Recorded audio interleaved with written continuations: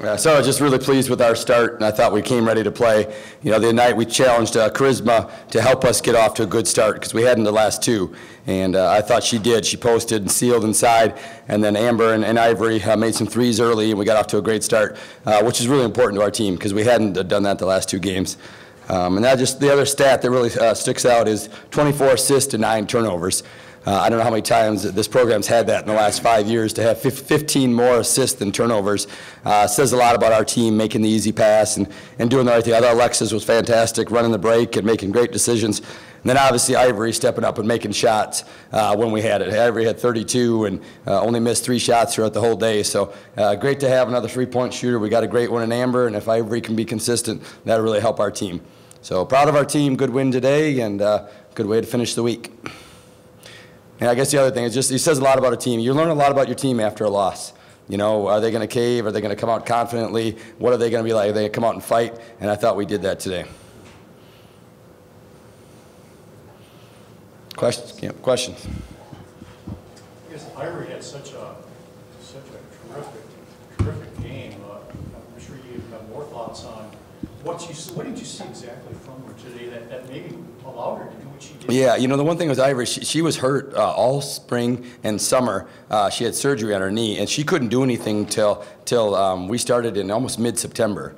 And so she was kind of behind conditioning-wise, and she just, you know, didn't have quite that quick first step that, you know, she's known for. And I think today, you know, she started to see her by doing extra conditioning, and today you could see her speed and her quickness that she has. And I think she's getting back to being more healthy, and her legs are a little fresher now, and you could see that athleticism that she has. And she just does a great job. She's got a fighter mentality, kind of a warrior mentality. You know, the one time we went around a set play and she didn't run it right, and then she gets to the rim and makes a 3-point play. And the kid's just got some toughness to her. This is 2 games in a row where she set a career high, and obviously. Yeah, this one will be a little tougher to beat, the 32. I was going to say exactly. I was going to say exactly that, but does this kind of tell you what her potential is? Yeah, it's exciting. You know, when we were watching her play in high school, I remember sitting in a gym in Chicago and thinking, gosh, that's one of the best point guards I've seen. And I told these guys that I watched her play a bunch, and you know, and coming here, and you know, I think she did okay her freshman year, but I think she has so much more in her, and we're pushing her to try to get that out of her. Coach, do you feel like your team was a lot more aggressive compared to last game? Yeah, absolutely. You know, I think we were up, what, 13 or something like that, 15 to start the game. Yeah, and so it was a great start to the game, and came out with the mentality that we're going to attack, and did a much better job of that, and led to better shooting. When you're aggressive, you usually shoot the ball better as well. 22nd chance points, I believe, for Cleveland State. Does that concern you at all? Yeah, it does. We should not be giving up so many defensive rebounds. Really, we have, you know, Amber went to the defensive glass, and Piper getting in foul trouble and Kirsten hurt. You know, it really, that makes our lineup a little bit different. Instead of having Kirsten, who's a really good rebounder, and Piper, you know, who's a good rebounder, Kirsten's out, Piper only gets 12 minutes. You know, it's spread, and we had to play a few more minutes out of different people because of that foul trouble. What was going through your mind as the fouls were just kind of piling up?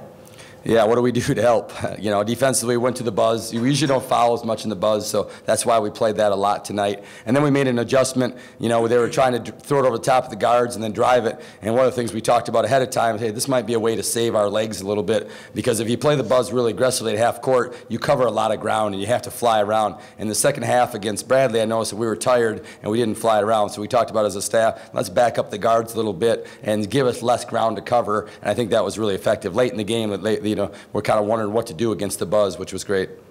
I know this is testing your memory, but do you remember about at what point in the game you permanently went to the buzz?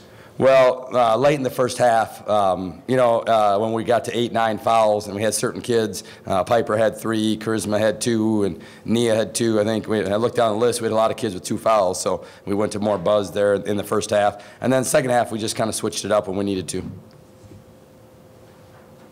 Have you practiced any differently with other players playing the 4 and the 5 with only 2 players? Yeah, Amber's played a little bit more 4 in practice. Obviously, Nia has done that as well. You know, normally we've only played 3 posts, but you know, with the injuries and then with foul trouble, we're having to go a little bit deeper. And Amber can play the 4. I mean, she's really what we want offensively at the 4. She can really shoot and really pass, and that's a great thing for a 4. We're just a little bit undersized, and so we got to go to the defensive boards and got to fight a little bit more. Have you tried Taylor at the 4? Yeah, not much. She plays the bottom and the buzz, and she does a pretty good job there. But you know, and that's something. You know, today I did have her play a little bit of the 4 offensively. When we went to 3 deep, I liked her and Alexis on top, and we tried to move Amber around against their zone so that she was on top and they were kind of finding her. So we put her in the corner, and she made a big 3. I think they'd cut it to 11 or 9, and that 3 in the corner I think was really huge. And then Ivory next possession hits another 3, and just like that it balloons back up to 17. I thought those 2 threes kind of sealed the game.